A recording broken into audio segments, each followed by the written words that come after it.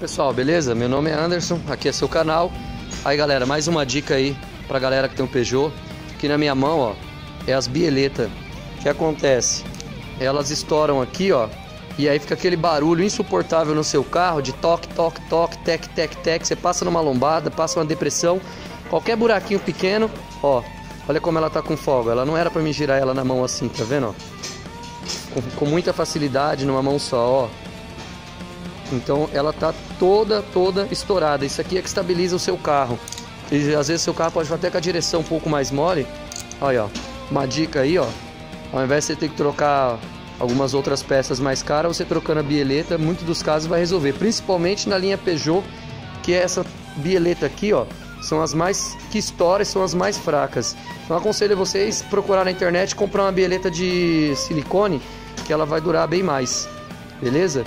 E lembrando aí, estamos aqui na rua Ijaci 387, oficina do Alemão. Já deixei aí o contato dele aí em alguns outros vídeos. Vou deixar na descrição do vídeo aí o contato dele, tá? Se vocês precisarem de qualquer auxílio aí, dá uma ligada.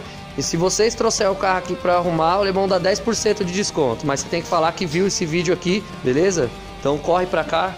Ele tá aqui em Guarulhos, São Paulo, próximo a Centauro.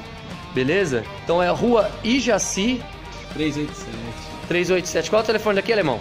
Aqui é 945646196. E o zap, o pessoal quiser falar com você? Pode chamar nesse número aí. Pode chamar nós, viu, pessoal? O mesmo é o zap. Vou deixar também o telefone dele na descrição do vídeo. Aqui um motorzinho de um Astra aqui que ele tá fazendo, ó. Mexe com qualquer tipo de carro aí que você precisar fazer seus reparos, manutenção.